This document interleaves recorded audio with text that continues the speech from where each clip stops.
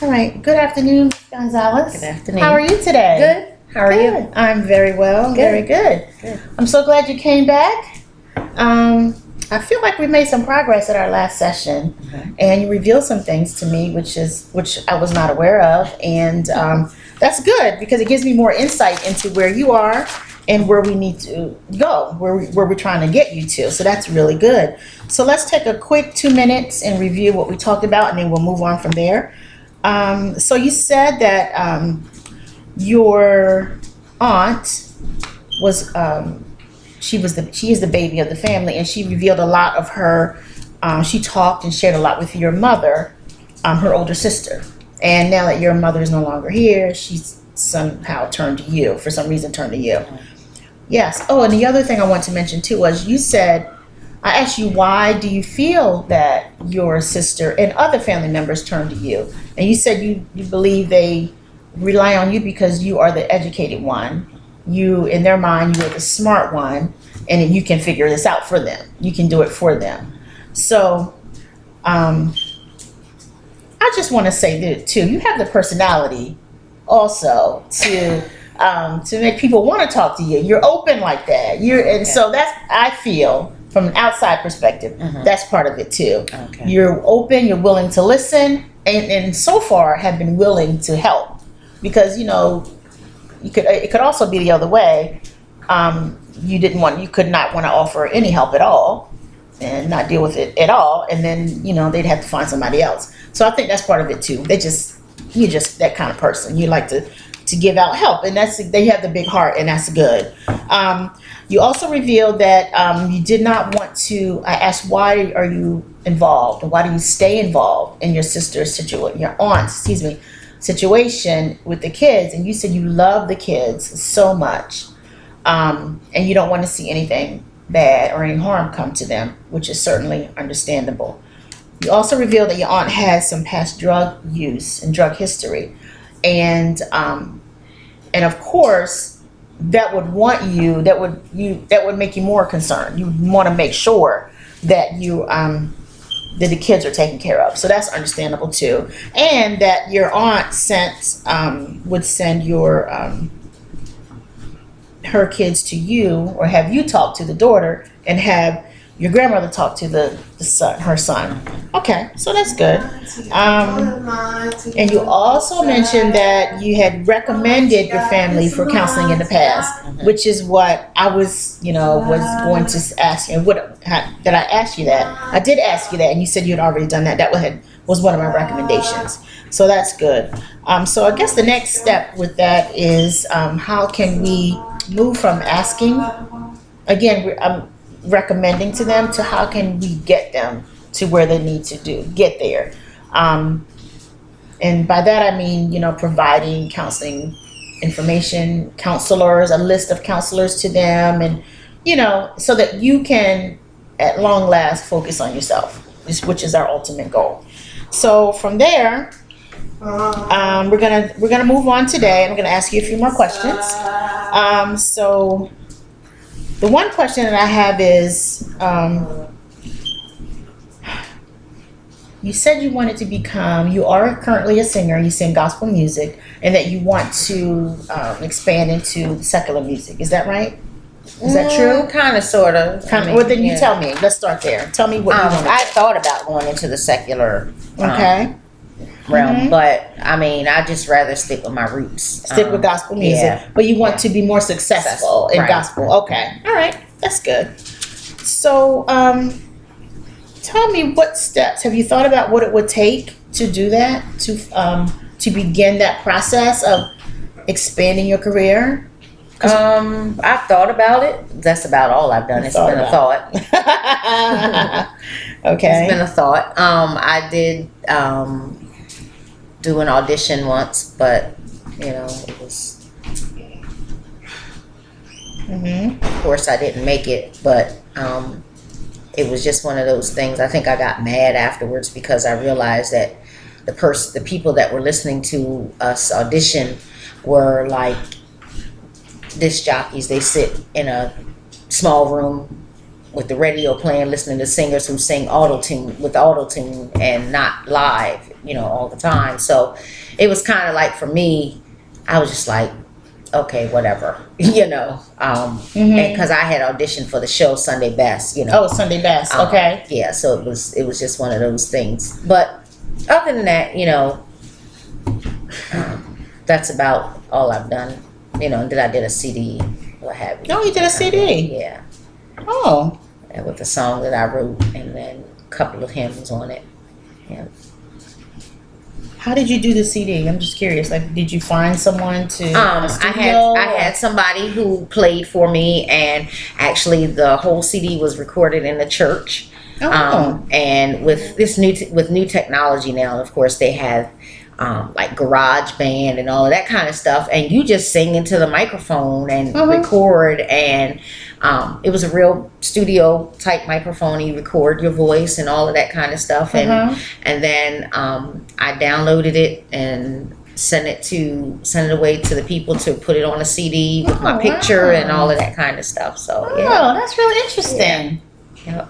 Okay, self-disclosure. I used to sing in a church too. Oh, okay. So I've never really thought about producing or singing, making my own CD, but I find that very interesting. Yeah. I commend you for that. That's good. And to audition for Sunday Best. That's good. That's great. Okay. Well, if you want to continue that, then I think that's great. I really do. I think you'd be. Your voice, I've heard your voice, and it's really, really good. Oh, thank you. And don't give up on your dream. We're gonna see, how we can help you continue and move forward with that. Okay. I think that's a great plan. Okay. So while you're looking into your singing career, that's one aspect. What else do you think you could gain? What else do you think you could do with yourself outside of the family situation and outside of the CD, the music career? What else could you do to focus on yourself again? I don't know, because there's not much I do. Most of the time I'm sitting home watching TV. I like to do crossword puzzles. And I taught myself how to do Sudoku and that kind of thing. So I find that interesting, things of that nature, but it's not a whole lot. I love to read and catch up on different things. Trends and education news, and things of that nature. Yeah. But it's not a whole lot that I do. So, aside from trying to be there for my grandma, family wise, it's not much that she keeps me pretty busy. She keeps me pretty busy, but that's about it. I don't really have a whole lot of other stuff that I do. Do you like to travel?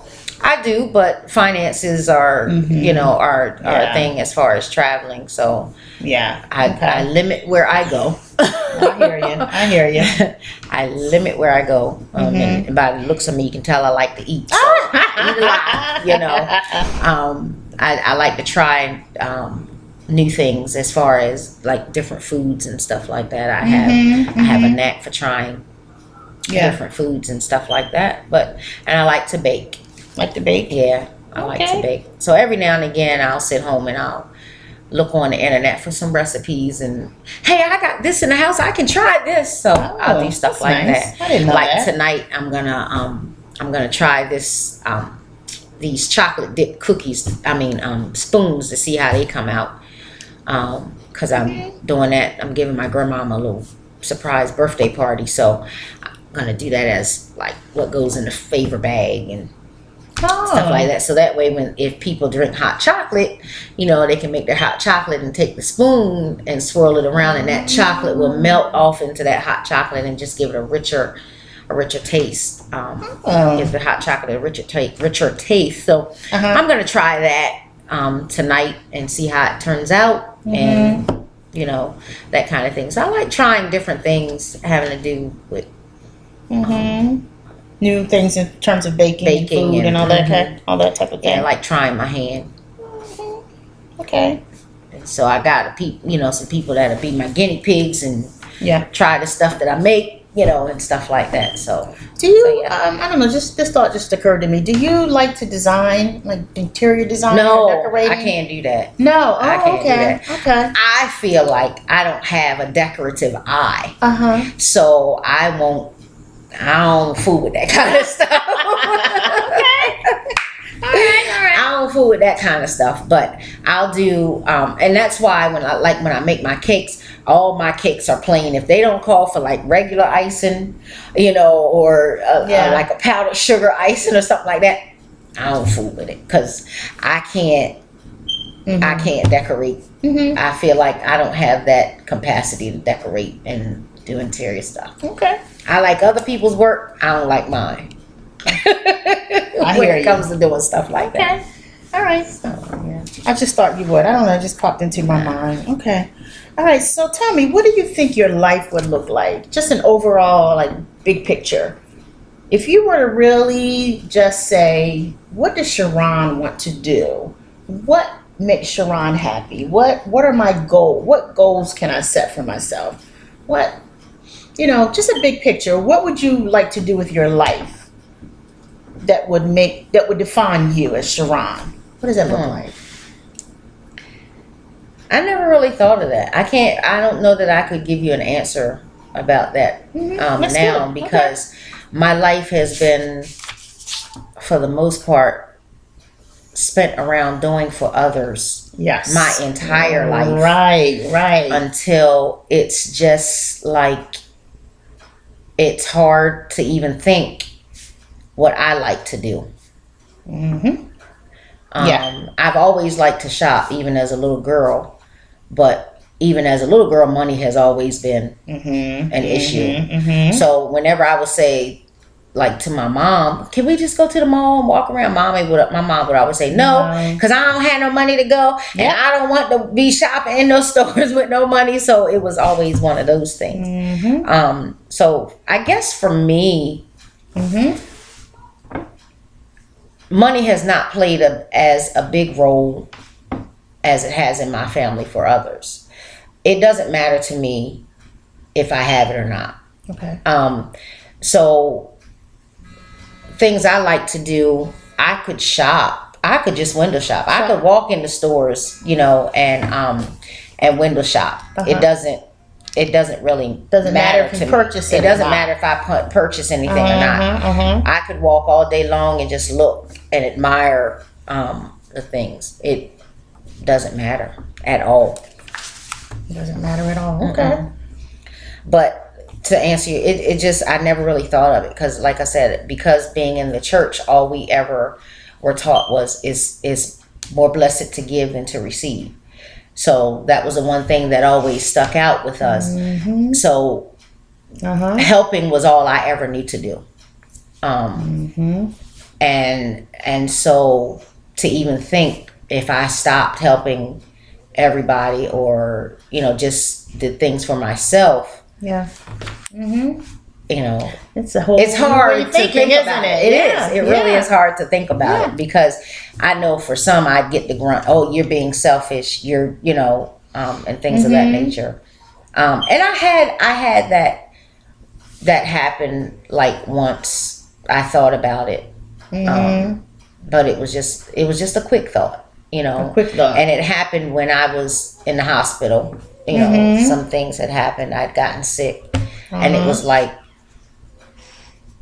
nobody was really there for me. My grandmom came, of course, but everybody else that I do things for, my boyfriend was there, but everybody else that I do things for was just like, oh well.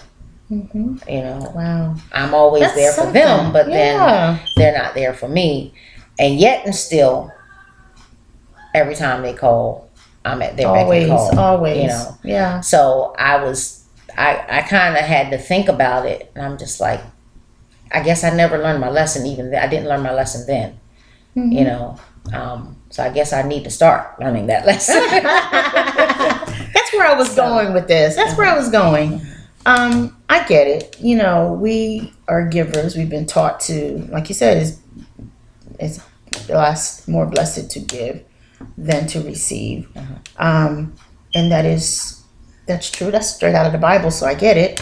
But that does not mean that we cannot or should not focus on ourselves too. Right. In my mind, I see life as in all things as a balance. We have to, we need to balance out everything, no matter what it is, from our diet to our life and our thinking, spending. No matter what area it is, I feel like we need to balance. And like you said, you have been giving to everyone else, and it's time now to shift that thinking to Sharon. And so that is a hard question. It was a loaded question. My God, I mean, it's like, what do I do to make myself happy? What do I really want out of life? Where am I in all of this? Because we get lost in other people's lives, and it's just, we all do it because it's our day-to-day, what we do. And sometimes it takes a situation like this to make us pull back and start thinking what it is we need to do, go, and how to do it. So I want you to think about that a little bit more, because I believe the more you think about yourself, the less you think about others.